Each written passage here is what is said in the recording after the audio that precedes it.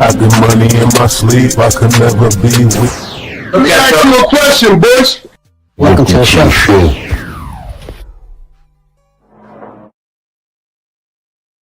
Welcome to the show. Everybody know. It's your boy Bush, another reaction video. Man. Trap Lord Ross did it again. You know, we on that Epstein stuff, man. You know I gotta stay on that. Because the evil must be revealed. It's your boy Bush, man. But Trap Lord Ross just dropped this thing, and I'm going to react to it because I do what I want over here. Y'all know that. A lot of things add up, a lot of different things. So it's like, was the Illuminati really protecting Epstein all these years? A lot of people died, yo. Suspicious deaths, mysterious stuff going on. We're going to get right into it and check it out because it's kind of crazy when you think about it. But let's go, man. It's a little ill. Let's set it off. Trap Lord Ross, Epstein, the many murders of Epstein. Y'all believe it or not? We'll see, though. Warning. This video is about a sensitive topic involving violence, assault, and loss of life. We've removed any graphic or descriptive content to comply with YouTube's guidelines. The aim of this video is to provide informative, factual journalism on tragic events in the public interest that does not dismiss its seriousness. All clips shown are under the doctrine of fair use for news reporting and analysis, and some points made in this video are simply opinions and theories. I'm not responsible for third-party information, and this opinions and theories, but a lot of this stuff is adding up, man. They was protecting Epstein for a minute.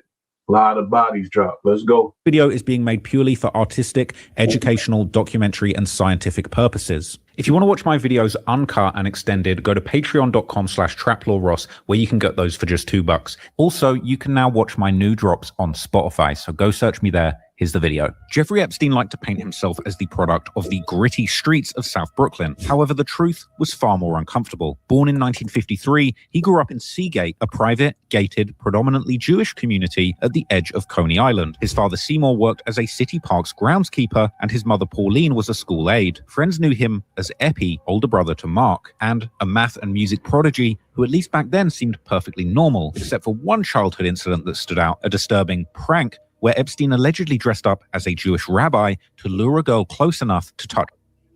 This is a dark and bizarre nugget of history related.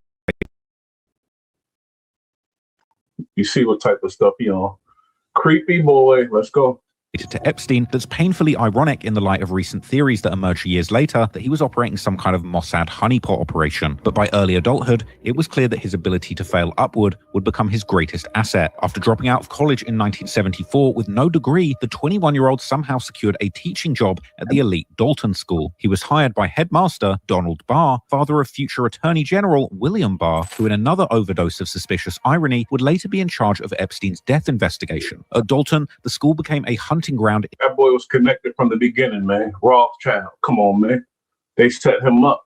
In Epstein's inappropriate pursuit of women. Officially, Epstein was fired in 1976 for poor performance, but some reports suggest that the real reason that he was fired was actually because he'd been aggressively flirting. How did he get hired? He was fired. How the hell did he get hired? First of all, poor performance. He was obviously not a good teacher. With students, and even attending their parties as the only adult teacher amongst high school students consuming alcohol. While at Dalton, Epstein connected with Alan Greenberg, CEO of Bear Stearns, and just like that, Epstein traded in his chalkboard for Wall Street, seemingly with no qualifications or track record. By 1980, he had inexplicably risen to be a partner in the firm, advising wealthy clients on complex tax strategies, and even suspiciously landing himself an award, being named as Cosmopolitan's Bachelor of the Month. Now, I think it's pretty telling that as Epstein's career he do look like mad about you, Paul. Sorry, Paul, you look like you, though.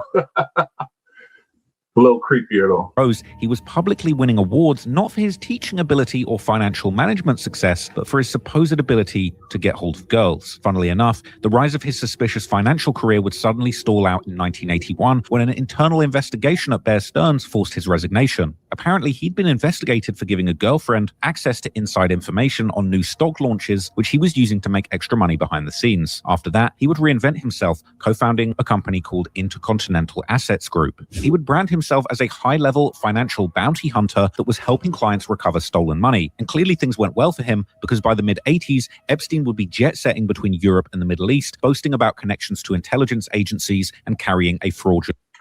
They set him up, man. He already had the connections. He knew they knew his destiny already. An Austrian passport. The way he was moving like a spy or a mobster made a lot of sense, and soon his most lucrative business opportunity yet would emerge, the opportunity to manage the money of a billionaire. But unfortunately, that job was already taken. But lucky for Epstein, the role would suddenly become available following a suspicious and cold-blooded murder.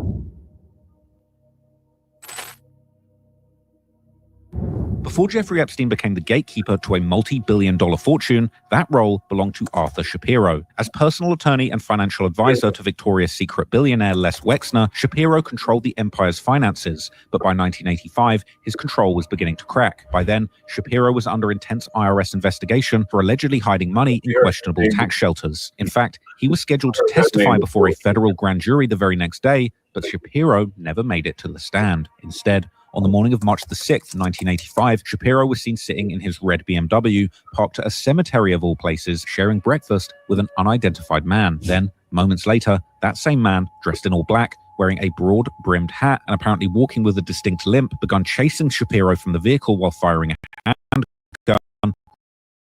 grazing his hip and arm. After cornering him at the entrance of a nearby condo, the gunman fired 2 close-range shots to Shapiro's head before stealing Shapiro's BMW and using it to flee the scene. By the following morning, that car was discovered in a nearby parking lot, wiped clean of fingerprints, all the hallmarks of a professional mob hit. And to this day, that's some movie shit right there, man.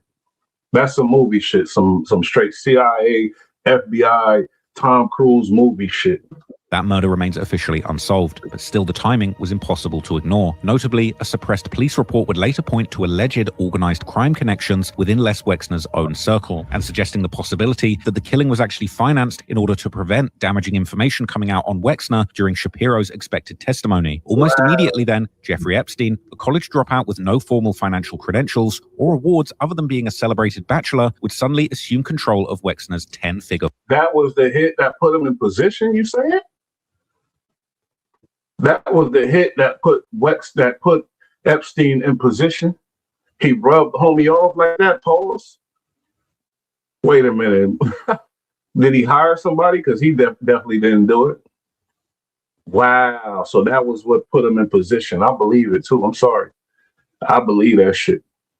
Fortune. The chilling nature of this bond was eventually hinted at in leaked emails years later when Epstein had claimed in messages that Wexner owed him a debt for their years of, quote, gang stuff. Decades later, during a 2026 deposition, Wexner insisted that the phrase gang stuff was merely just shorthand for confidential business.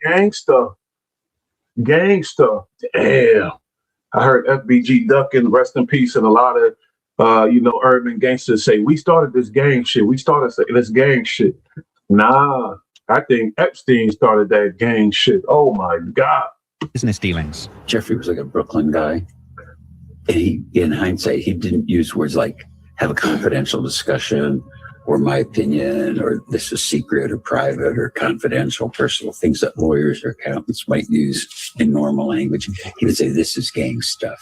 Clearly. But from that point forward, Wexner granted Epstein the sweeping and unprecedented authority over his wealth, launching a partnership that would last 2 decades, all beginning with that brutal mob-style hit. But Leslie Wexner is a great example here. Leslie Wexner owns Victoria's Secret and L Brands, right? He's the bank that bankrolled Jeffrey Epstein. And I was saying earlier that he signed the power of attorney over to Jeffrey Epstein so that Jeffrey Epstein was able to sell his assets, manage his assets, buy on his behalf. He could sell Victoria's Secret without Leslie Wexner in the room or even his knowledge if he wanted to, because that's the level of power of attorney that he signed over to Jeffrey Epstein when he was his money manager. As a result of meeting Wexner and taking over his finances after Shapiro's murder, Epstein's fortunes rose suddenly and dramatically, with Epstein having secured full power of attorney over one of the richest men in the world. With that single document, Epstein could borrow enormous sums of money on Wexner's behalf, sign his tax returns, hire staff, and even orchestrate major corporate transactions. And from there, the rewards became staggering. Gradually, Epstein took control of extraordinary assets, including a Manhattan mansion and a $100 million Ohio estate that had once belonged to Wexner himself. At the same time, he began systematically pushing Wexner's longtime friends and senior advisors, tightening his grip on the empire. Initially, some believed that Epstein... What made this man give up that power? We've been trying to figure this out for months. I think Trap is on to something with this, though. Trap is on to something with this one. Epstein's rise was just the product of his still unexplained financial brilliance. Later, however, newly released files would suggest that his position may well have been tied to a secret relationship with Wexner, with some articles referring to them as boyfriends. Did you personally have a relationship with Jeffrey Epstein? No. Are you aware that Epstein had this man scared to death? And Epstein did his thing for him, killed the dude for him, and now he in total debt. And Epstein it maximized that debt. He made him give up everything he got. others have claimed that you had a relationship with Jeffrey Epstein? No. Whatever the true nature of their bond, Epstein clearly understood that his position offered more than just financial leverage. By the mid-1990s, he was leveraging his association with Victoria's Secret to present himself as a high-level talent scout for models. In May 1997, that facade allegedly drew a 27-year-old model named Alicia Arden to a Santa Monica hotel room under the promise of a catalog audition. But once she arrived, the audition story collapsed, and she later alleged that Epstein had attempted to her. Even so, despite the growing pattern of accusations, Epstein appeared untouchable. In fact, at least two senior executives later claimed that they had uncovered his recruitment tactics and personally warned Les Wexner. Yet no meaningful action ever followed, and Epstein's access remained intact. But as Epstein's empire continued to grow, another suspicious empire was about to fall apart, with one of the castaways later becoming Epstein's top. Epstein was handling gang shit for these people. He was doing gang shit for these people, man. Enforcer and recruiter.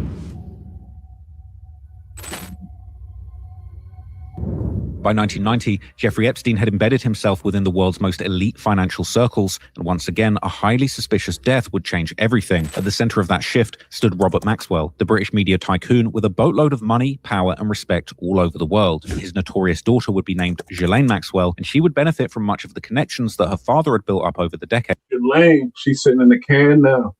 Publicly, Robert commanded a vast international publishing empire. I'm quite determined and confident that I should be successful in getting the Mirror newspaper group. However, privately, he was siphoning hundreds of millions of pounds from his employees' pension funds to prop up his collapsing businesses. Amid mounting financial pressure, Maxwell reportedly turned to Epstein to help shield vast sums of money from creditors and tax authorities. But then, on November the 5th, 1991, everything would change. While sailing near the Canary Islands aboard his $15 million yacht named Lady Ghislaine after his daughter, Robert Maxwell would vanish, and days later, his naked body would be recovered from the Atlantic Ocean.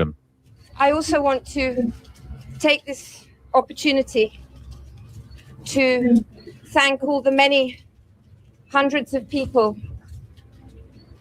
who have sent messages of support.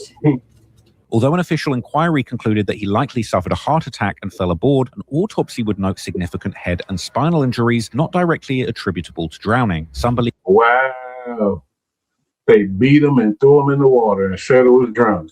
that he had taken as nearly £2 billion in hidden debt was about to surface. Others suspected that he had been silenced before he could expose sensitive financial secrets that would have caused damage that went far beyond his own empire. He was in debt to Epstein. £2 billion. Damn. Declassified intelligence documents later fueled speculation further, suggesting that Maxwell had long-standing ties to international intelligence agencies, MI6 in the UK, the KGB in Russia, and the Mossad in Israel. Years later, Epstein himself would allegedly claim in an email that the Israeli intelligence agency Mossad had murdered Maxwell after he had attempted to blackmail them for £400 million. He said it right there, bro. He said it right there. But then again, this is Epstein. He could be lying to somebody else in the email. Who knows? Because he said gang shit. You can't trust nothing he say. In the chaotic aftermath of Maxwell's death, his daughter Ghislaine resurfaced in New York at Jeffrey Epstein's side. While she had lost her father's wealth, she still possessed. She wanted him dead. She hated her dad. She hated her dad. I wouldn't be surprised. Shit. She helped them do it. She didn't like her dad. Possessed his unprecedented access to the global power elite, and together they formed a mutually beneficial alliance where Ghislaine opened doors to presidents, royalty, and industry leaders, and Epstein would supply the capital, or perhaps other things that these powerful men wanted access to. Between 1997 and 2007 alone, court records would later show that Epstein had transferred more than $30 million to Ghislaine. Their relationship became romantic and carried into the late 1990s, with Les Wexner stating that Epstein had once even intended to 30 M's to his girlfriend. His top, bottom BI. She the one that was handling the business for him.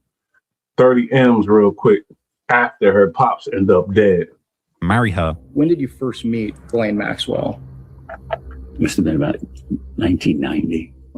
Jeffrey wanted me to meet the person he was going to marry. By 2000, according to Epstein, the romantic element with Ghislaine ended amicably, but the business end of their partnership would continue. Publicly, they were photographed on private jets together and at elite gatherings, but privately, something far darker was unfolding. And as early as 1995, the first documented cracks would appear. Artist Maria Farmer was hired to work at Epstein's Manhattan mansion and soon observed a steady flow of girls allegedly recruited by Maxwell. Then in the summer of 1996, while serving as an artist in residence at Wexner's Ohio estate, Farmer alleged that she was by both Epstein and Maxwell. On the night this photograph was taken by Maxwell. Definitely believe her. Believe her 1,000%. For sure, for sure. Farmer alleges in her complaint that Maxwell and Epstein her there. How were you doing at that moment? Oh, I was hysterical. Farmer alleges in her complaint that when she tried to flee the following day, she was not allowed to leave. She claims a member of Wexner's staff warned her. His exact words were, "You're not going anywhere. You are never leaving. You are never leaving." Although she escaped with her father's help, she later described receiving an implied threat from Ghislaine herself. Farmer alleges Maxwell threatened to destroy her reputation in the art world, and in one phone call, she believes, threatened her life. She says, "You're going out to jog on the West Side Highway every day, and I know this. You need to be very careful because there's so many ways to die there." I told you, that girl a gangster. She was Epstein's bottom one, and she was putting in work for him too. She in the can right now chilling. She like, I ain't gonna say shit unless y'all give me what I want. She's a gangster. She did the work.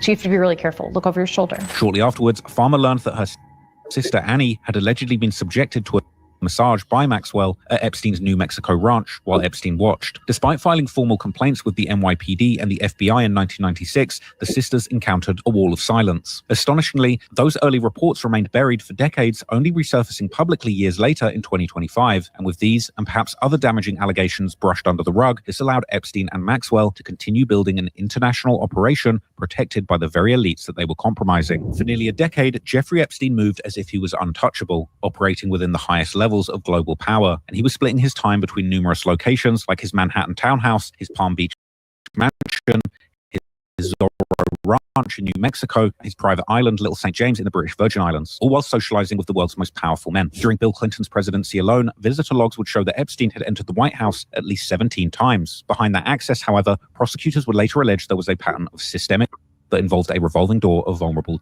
girls, and it would appear that was occurring at every single property belonging to Epstein. And one of the darkest locations for this operation was his Zorro Ranch in New Mexico, an operation which was connected to a number of suspicious deaths and has led to calls to investigate and possibly even excavate from the property, with some even believing that Epstein may well have even been an uncaught New Mexico serial killer who left over 10 women buried in the desert there. Wow. In 1993, Jeffrey Epstein purchased a 7,000-acre property outside Stanley, New Mexico, known as the Zorro Ranch. It flew under the radar during the later investigations into his infamous Palm Beach residence that led to serious charges. Unlike his Manhattan townhouse or private island, that ranch offered near-total isolation, complete with a private airstrip. It's crazy because those are the properties we know about. But when you're a slick billionaire, crazy guy like this, you got all kind of properties that people don't really know about. You know what I mean? And under different names and things like that. So imagine the shit that go down at them type of places, you know? And miles of desert shielding it from public view. Years later, reporting began to shed light on what twisted plans Epstein allegedly envisioned for the property. A 2019 investigation revealed that he had discussed plans to, quote, to the human race with his DNA, telling scientists and associates that he wanted hundreds of women to bear his children at the ranch. Meanwhile, victim testimony added another dark layer, with victims such as Rena O referring to the ranch as a cloning lab. He extensively went on for about 3 hours talking about, like, he called it his cloning lab. He was obsessed with genetics, eugenics, and science. And he doesn't have any kids, but some people saying our mayor is his kid. I don't know about that, but there's theories saying he can't have kids. He's shooting blanks, and that's why he's obsessed with these specific things like genetics and these, eugenics things like that. They say he can't have kids. He talked about selective breeding a lot. Other women like Juliet Bryant would allege that she experienced unexplained medical procedures at this property. Even more mysterious were the large industrial vents around the property that made it seem like there was some kind of larger facility built underneath it. When I showed some of the footage and pictures to a friend of mine that did security in the Air Force, as soon as he saw the mesa that the mansion was on, so that looks like it is built like something is underneath it. This time, I noticed a whole series of vents on the south side of the mansion that look like industrial gratings for like air conditioning and heating vents and things like that on big industrial buildings. That's them tunnels. And he got bodies down there, all kind of foul facilities down there.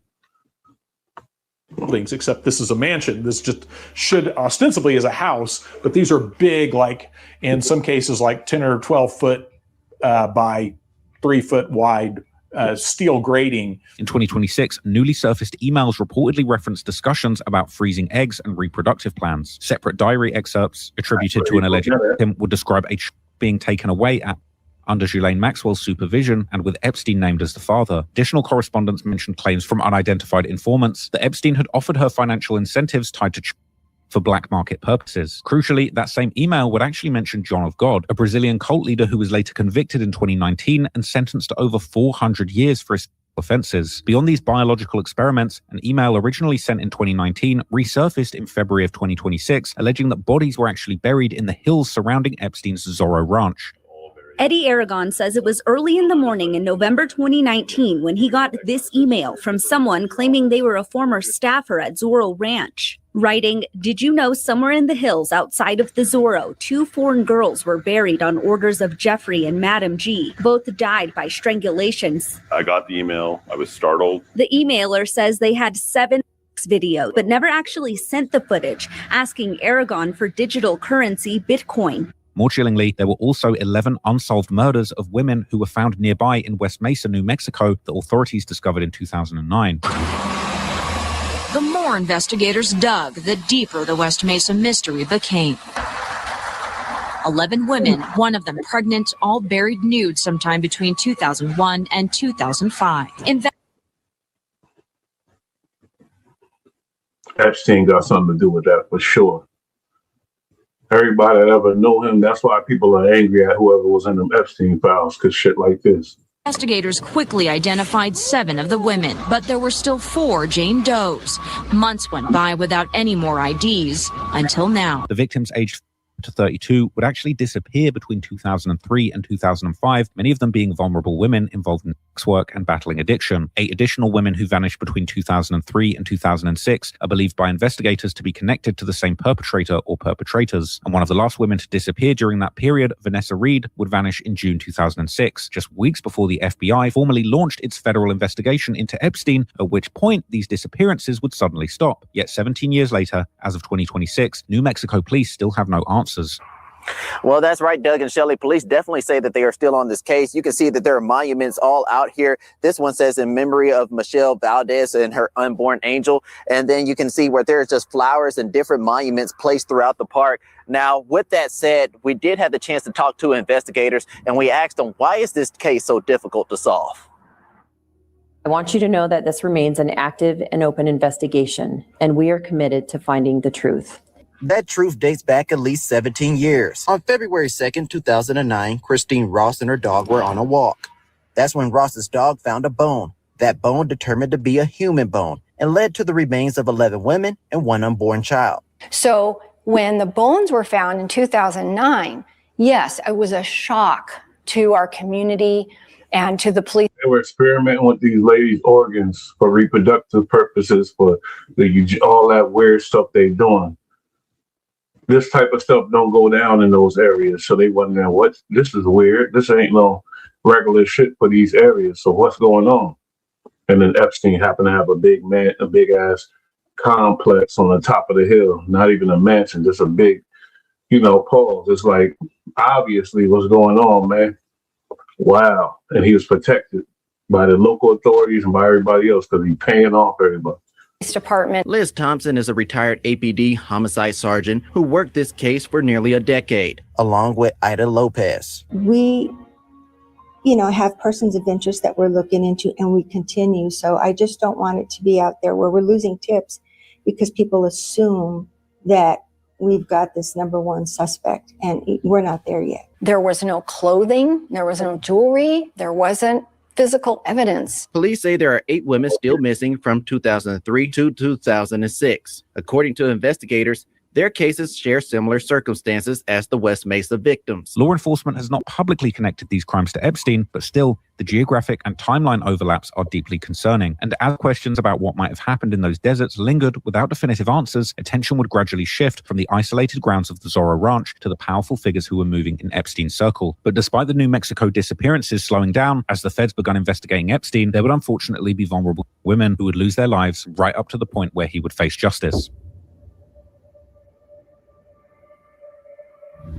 By the mid-2000s, Ruslana Korshenova was one of fashion's most recognizable young stars. Discovered at 17 in Kazakhstan, she was nicknamed the Russian Rapunzel for her long chestnut hair and ethereal look, and she would quickly become a runaway regular for brands like Marc Jacobs and Nina Ricci, traveling internationally for major shows. However, in June 2006, her name would appear in a far more controversial context. Flight logs later showed that on June the 7th, 2006, the 18-year-old boarded a private jet owned by Jeffrey Epstein. And according to those records, that plane was headed to Epstein's Island on Little St. James in the US Virgin Islands, with the passenger list also including Epstein himself and his assistant Sarah Kellen. The trip would occur just weeks before Epstein's 2006 arrest in Florida, but what, if anything, transpired during that visit has never been publicly established. And unfortunately, Ruslana would never be able to speak about what happened on that island because 2 years after that flight, a suspicious tragedy would strike when on June the 28th, 2008, then 20-year-old Ruslana would fall from the 9th floor balcony of her Wall Street apartment. Authorities reported no signs of foul play and claimed that she had However, she would leave no note behind, and friends and family would question this conclusion. A former boyfriend said that she had shown no alarming signs of behavior hours earlier, and a close friend would recall that she had recently returned from Paris and was planning her 21st birthday. Also, her mother had consistently rejected the official findings, and in July 2010, an email later attributed to Epstein would actually reference Ruslana, blaming her boyfriend for her death because apparently he believed in alternative medicine. The same released materials would include a saved image containing a disturbing quote attributed to Korshenova, though no context is provided, the quote simply reading, "Love does not take away from one in order to give to another." Separately, a 2014 investigation by journalist Peter Pomerantsev suggested that she had been involved with the Rose of the World, a controversial self-development group that critics would describe as cult-like. But regardless, while the goings-on at Epstein's Zorro Ranch appear to have been ignored extensively, it would be Epstein's actions at his Palm Beach, Florida residence that were so brazen and damaging to the community that the authorities would eventually have no choice but to step in. Once again, as the investigation progressed, people would continue to die suspiciously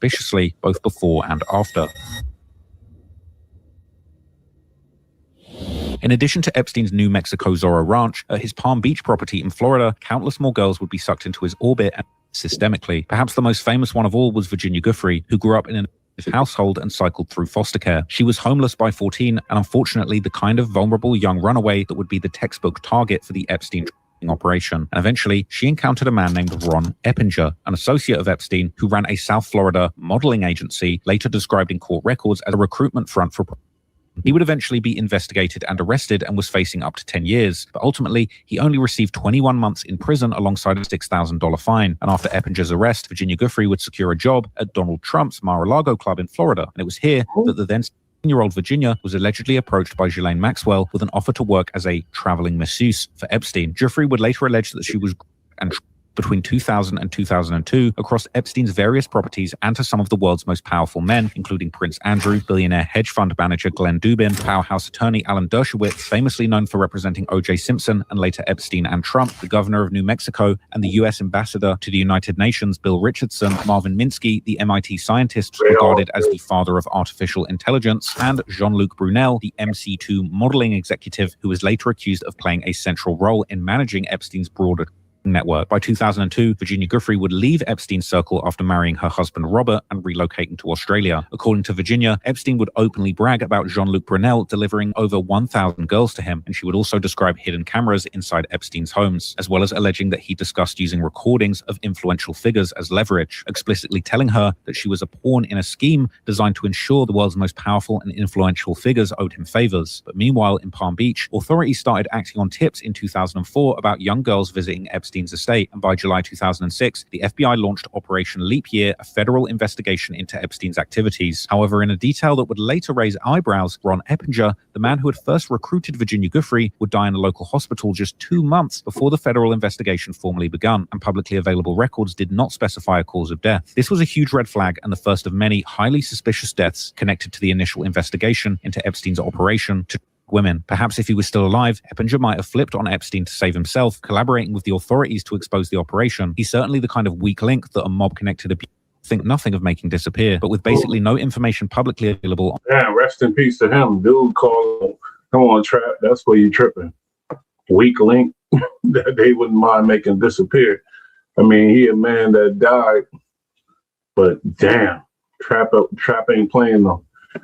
On his death, this is clearly a huge question mark that those in power would rather you forgot, but his untimely demise may well have been a big part of what happened next, as ultimately, despite the mounting evidence gathered during the investigation, in 2007, Epstein secured what would later be infamously described as a sweetheart deal, as it appeared that strings were pulled behind the scenes, allowing him to plea out to reduce charges of soliciting a resulting in a just 18-month prison sentence, which he only served 13, along with a work release that allowed him to leave the prison during that time. On June 30th, 2008, Jeffrey Epstein, a Palm Beach multimillionaire hedge fund manager, received what might have been the most lenient plea deal for a serial sex offender in U.S. history. The Miami Herald identified over 60 of his victims, just young middle and high school girls at the time of the abuse. Epstein pleaded guilty in state court to 2 charges and served 13 months.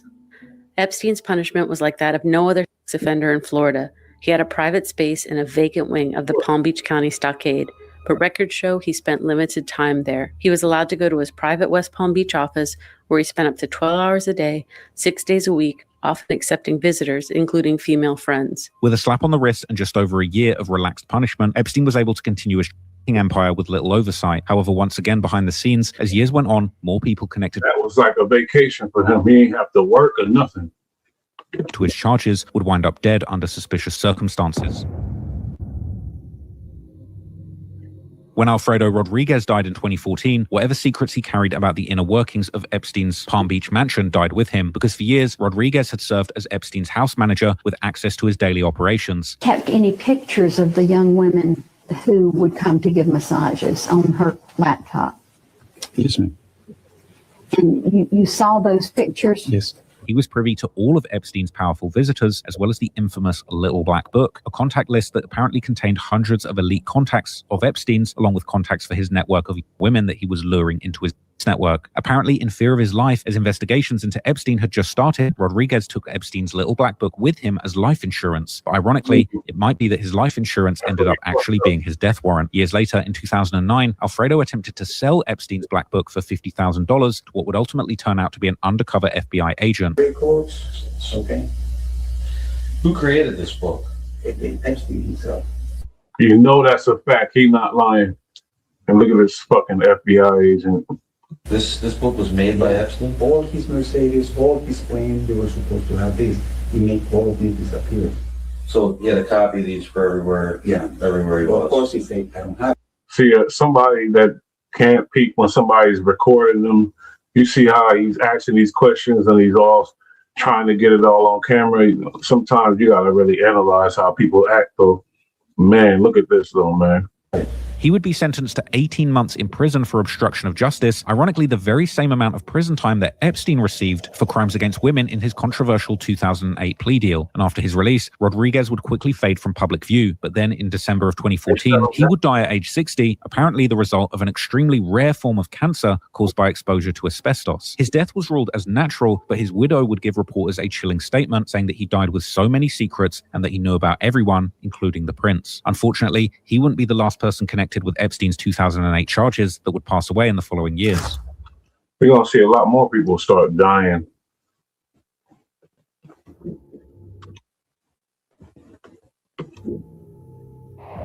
By 2014, Jeffrey Epstein had faded from daily headlines, but legally the pressure was building. In June 2014, a Florida federal judge would rule that 2 victims identified as Jane Doe 1 and Jane Doe 2 could see details about Epstein's 2008 plea bargain. And then in December of 2014, Virginia Giuffre added claims that she was by Epstein and Ghislaine Maxwell to Prince Andrew in a high-profile lawsuit. The next year in 2015, Giuffre escalated matters by filing a defamation lawsuit against Ghislaine Maxwell after Maxwell publicly called her a liar. From here, the lawsuit and evidence discovery would drag Maxwell's name back into international headlines. One person who knew that family well was Wendy Lee, who had dated Robert Maxwell for 7 years in the 1980s and later wrote about his life and influence. However, just as renewed scrutiny and legal pressure began circling around the Maxwell name once again, Lee's own story took a tragic turn. In May 2016, she too would fall from the balcony of her London apartment, and police once again concluded that she had taken her life. Yet just like the model Ruslana Korshenova, who plunged to her death off. I heard that story too many times, that they're falling out of a window and they saying it's suicide. Too many times. Sorry, Eddie Murphy with the train, never mind, but it's a lot of examples, but that seems like a thing. To being flown to Epstein's Island, that ruling seemed to be contradicted by the plans that she had recently put into motion. She had just listed her home for sale 2 weeks earlier and had spoken about being excited for her plans to travel the world, signaling a new chapter in her life rather than a sudden ending. However, at the same time, she was apparently grieving the recent loss of her mother, a personal heartbreak that friends said deeply affected her, though they did describe her as publicly upbeat and forward-looking. But then, less than a year later, on May the 30th, 2017, another Epstein's victim's life would be cut suspiciously short. Lee Patrick, better known as Sky to friends, was attending Wellington Christian School when she first came into contact with Jeffrey Epstein's circle. In 2003, at just 16 years old, she was taken to Epstein's Palm Beach mansion after being invited to what she believed was a party. According to her account, the friend who brought her there quickly left, and Patrick was led inside by a woman she believed worked for Epstein. There, she said she encountered Epstein wearing and that he handed her $300. In 2008, as Epstein finalized his controversial plea deal, Patrick received a $50,000 settlement that included a confidentiality clause. In the years that followed, her life unraveled into repeated arrests for drug offenses and probation violations, alongside multiple stints in rehab as she battled addiction. Then, on the morning of May 30th, 2017, housekeeping staff at the Treetops Motel in West Palm Beach knocked on her door and received no response. Sky's body, partly covered by a sheet, was later found by the crew, who had to saw off the door handle to get inside. And according to the sheriff's report, her body was covered in bruises, abrasions, and open wounds. Soon after, deputies located the man who had been renting the motel room where Sky's body was found, and he would tell investigators that he had encountered her while driving out of the motel property as she ran down the street. According to his account, she appeared beaten and was visibly under the influence of drugs, and he said that she agreed to return to his room so she could shower and clean herself up. Once inside, he told deputies that he witnessed Patrick using drugs while seated on the toilet, explaining that she had concealed small baggies filled with a white powder inside her bra. After she lost consciousness, he said that he flushed the remaining drugs down the toilet and discarded her glass pipe in the trash. Before leaving to check out, he stated that she was snoring on the bed and he assumed she would eventually wake up, a curious detail that would seem to contradict the narrative that she had bolted the door behind herself, warranting the use of a saw to gain entry. But Lee Sky Patrick would become another one of many publicly known Epstein victims that would tragically pass away in the years that followed, and her death would officially be listed as an. But the next suspicious death would happen almost exactly a year later, once again tied to Epstein's Palm Beach crimes. Only this time, it would be the very man who had been investigating Epstein's crimes that would lose his life. At the center of the original Palm Beach investigation was Joseph Ricari, the detective who led the 2005 to 2006 investigation into Jeffrey Epstein's crimes. Alongside Police Chief Michael Rita, he identified dozens of victims and helped build the case against pressure from then State Attorney Barry Kreischer to drop it. Meanwhile, Ricari and his colleagues later said that they became aware that they were being followed and that their trash was disappearing, and that private investigators hired by Epstein's legal team was examining their personal lives. After retiring in 2013 as one of the department's most decorated detectives, his name nevertheless remained closely tied to the Epstein case. And then on May the 25th, 2018, Joseph Ricari would die at age 50, his death being publicly described vaguely as just the result of a brief illness, with no additional details being released. However, other unverified sources suggested that he had died from a heart attack at 50. Notably, his passing came just 1 year before Epstein's 2019 arrest, and later, when Epstein-related files were made public, it would emerge that Epstein had directly referenced Ricari's death in an email, suggesting even he believed it to be suspicious, even comparing it to a 2017 death of a Russian diplomat, Mergias Shurinsky, who was found dead in a pool after suffering an acute heart attack. However, Shurinsky at the time was one out of 9 high-ranking Russian diplomats that had died in the span of 9 months suspiciously following Trump's election under similar circumstances. I told you about Russia's UN ambassador Vitaly Churkin, who died suddenly in his New York office last week. This makes him the 8th Russian diplomat to die unexpectedly in the last 4 months. He died quickly. He wasn't sick until the day he died. The Kremlin very quickly called it a heart attack. But not only is Churkin's death strange, it's strikingly similar to the death of Russia's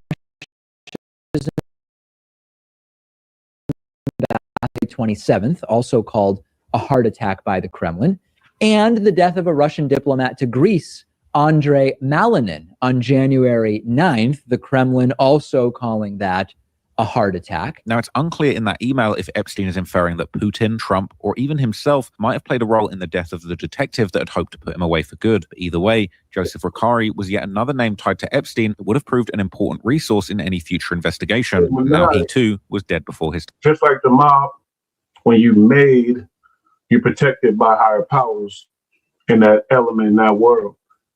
Now imagine the Illuminati, that trilateral commission, you're protected by higher powers. It's simple. It ain't nothing deep and mystical about it. You smell me? It's very, very simple to understand. He's protected by higher powers, and a lot of them higher powers actually had the same interests as him. They love them little girls too. It's a damn shame, man. Time and before he could once again make a difference in putting away this prolific predator. But regardless, it wouldn't take long before the man himself connected to all of these people who died would run out of time too. And unsurprisingly, the death of Jeffrey Epstein himself would be the most suspicious of all. We already know that boy alive. Nasty work. Nasty shit. Nasty stuff going on. He alive. He was protected. There was a lot of Illuminati stuff going on to protect them. People died, man. And in Mexico, all them girls, that was because of this, the boy, the freak boy. That was because of that. You better believe it. He's behind that. Now, the question now that we got to get into, pause, is all them people that was with him, all those people that was with him, enabling. Y'all think it was just that girl and that's it? Are you crazy? You think it was just him and that girl doing all this work? Man, y'all must be crazy. That's why we on it. You know, no matter how small one platform is, it don't matter. We gonna get to the bottom of it though, because guaranteed a lot of people still running around was letting this stuff go down, man. Anyway, it's your boy Bush, man. I die fighting evil. We ain't with none of that. Illuminati tactics, Illuminati at work. They protected him through all that foul stuff he was doing. They protected him. We ain't having it. Another reaction. Shout out to Trap Lord Ross for that one. That was a good one, Trap Lord Ross. Y'all go check out the whole one. Go check out the whole video, because Trap always, you know, get down to business for sure. It's your boy Bush. We out of here. Another reaction video, man. Salute. Like, subscribe. Peace.